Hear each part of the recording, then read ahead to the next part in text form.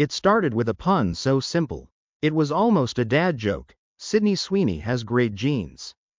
Get it? Geans. For an ad campaign that was designed to be provocative.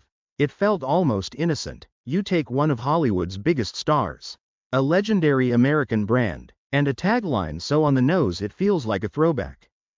In one teaser, Sweeney stares directly into the camera and says, "Genes are passed down from parents to offspring, often determining traits like hair color, personality and even eye color."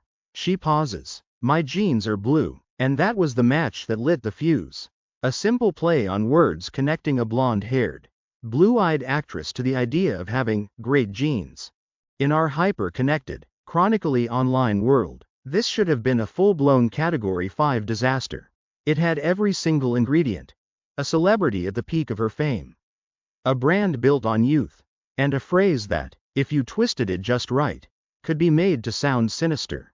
In a flash, accusations of insensitivity, of promoting toxic beauty standards, and even of dog-whistling eugenics, began to fly. The internet braced for impact. News outlets smelled blood. The culture war machine, always starving, began to roar to life. But then, a strange thing happened. The meltdown never fully launched. While some were furious and others rushed to her defense, the entire event became less about the ad itself and more about the reaction to the ad. It morphed into a bizarre funhouse mirror, reflecting back our deepest anxieties, our political fault lines, and our weird, toxic relationship with outrage. So what does it mean when a jeans ad becomes a political battlefield? And more importantly, what can a group of ancient philosophers teach us about escaping this modern madness? This is the story of how a simple ad exposed our addiction to anger.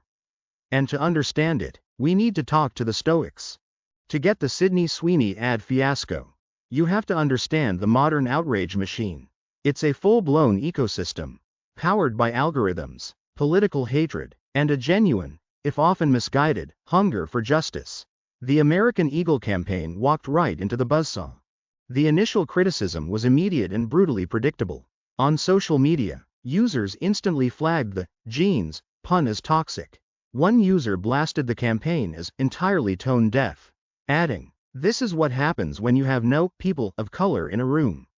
Others went further, branding it Nazi propaganda weird, or accusing the brand of deploying eugenics dog whistles. The argument boiled down to this: by platforming a conventionally attractive white woman and using the word "genes," the ad was secretly celebrating a narrow, Aryan-adjacent ideal of beauty. One ad expert even told the media the pun was historically loaded. This first wave of attacks triggered an equally predictable, and arguably more vicious, counterattack. The controversy was immediately weaponized by right-leaning commentators as the perfect symbol of woke insanity. They sold the narrative that the crazy left was now canceling beautiful women. The whole thing instantly transformed from a dumb debate about an ad into a political proxy war. It wasn't about genes anymore, it was a battle of pure ideology. The company itself seemed paralyzed in the crossfire. After days of escalation, American Eagle posted a statement to Instagram. "Sydney Sweeney has great genes and always was about the genes. Her genes, her story. Great genes look good on everyone." It was a masterclass in the corporate non-apology, trying to extinguish a blaze without admitting anything was ever on fire. And Sydney Sweeney? She remained completely silent. No statement, no apology. She refused to engage with the critics or the defenders. She just let the hurricane of opinions rage around her, becoming the quiet eye of the storm. So there you have it. The three key players. The critics, who saw a coded, hateful message. The defenders, who saw a woke mob attacking a celebrity they admire. And the target of it all, who simply opted out of the war being fought in her name. This entire saga played out precisely according to the modern outrage script. But the real question is, why? Why are we all primed to explode over nothing? And what does it say about us that we can no longer tell the difference between a clumsy pun and a genuine threat? To find a real answer, we need a better framework. We need to see this through the eyes of Stoicism. 2,000 years before Twitter and the 24/7 news cycle, a group of philosophers in ancient Greece and Rome were tackling a shockingly similar problem. How do you stay sane in a chaotic, hostile, and unpredictable world? They were the Stoics. And their philosophy isn't some dusty relic, it's a high-performance operating system for the modern mind. These weren't just thinkers, they were men of action.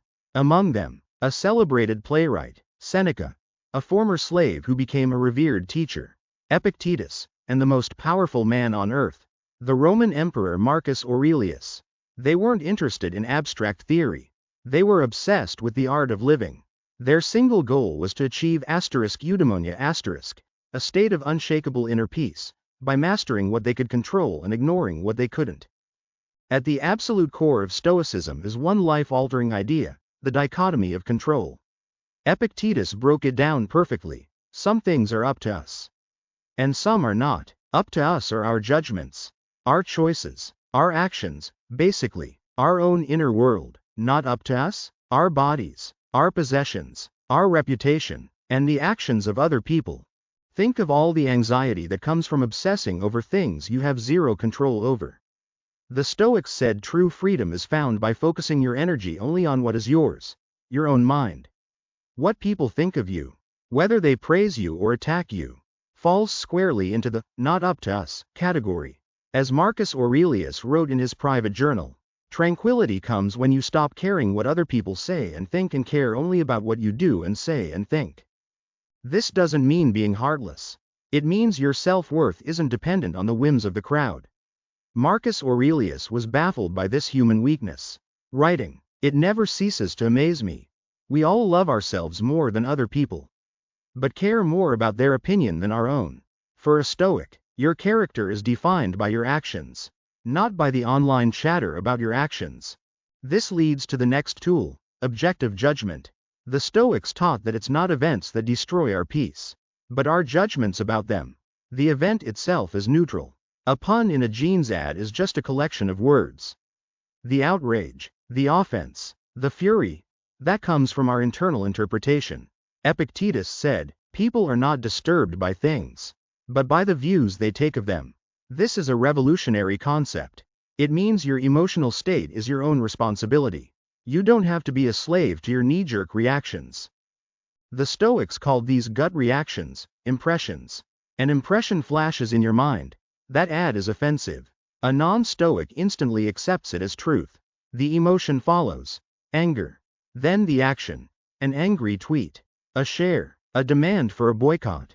A Stoic, however, hits the pause button. They examine the impression and ask, is this based on objective reality? Or just my opinion? Is this thing actually evil? Or have I just assigned that label to it?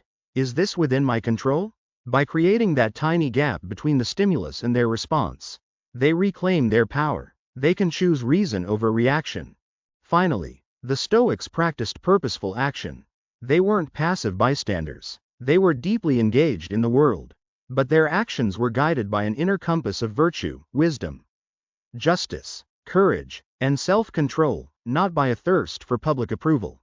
Seneca wrote that the wise person pays no attention to what others consider shameful or miserable. He does not walk with the crowd. They do what they believe is right, and let the consequences be what they may. If someone criticizes them, they consider it. If it's valid, they learn. If it's baseless, they discard it, because a false accusation has no power over someone who truly knows their own character. So that's the toolkit, the dichotomy of control, objective judgment, and purposeful action. Now, let's apply this ancient wisdom to the modern madness of a jeans ad. When you look at the American Eagle firestorm through a Stoic lens, the chaos disappears, the political brawl dissolves, and it becomes a crystal-clear case study in human psychology. It reveals the power of our judgments, and the liberation that comes from mastering them. Let's start with the ad itself. To a Stoic, the campaign is an external event. It is an indifferent. This doesn't mean it's unimportant. It means it has no inherent moral value. It's neither good nor bad. The pun, "great genes," is just a phrase. The video is just moving images. They are only given power when we attach our judgments to them. The initial critics, in Stoic terms, surrendered immediately to a negative impression. They saw the ad, and their minds produced a judgment. This is a dog whistle for eugenics. They did not pause to question this. They didn't ask, What is more probable? That a multi-billion-dollar corporation trying to sell denim to a diverse Gen Z audience intentionally made a pro-eugenics ad? Or that they made a clumsy pun they thought was clever? Instead, that judgment was accepted as fact, and the emotions, anger, offense, followed instantly. The furious posts and condemnations were the direct result of an unexamined first impression. Now, what about the other side? The defenders. They also surrendered to an impression. Just a different one. Their judgment was: the woke mob is attacking a beautiful woman for no reason.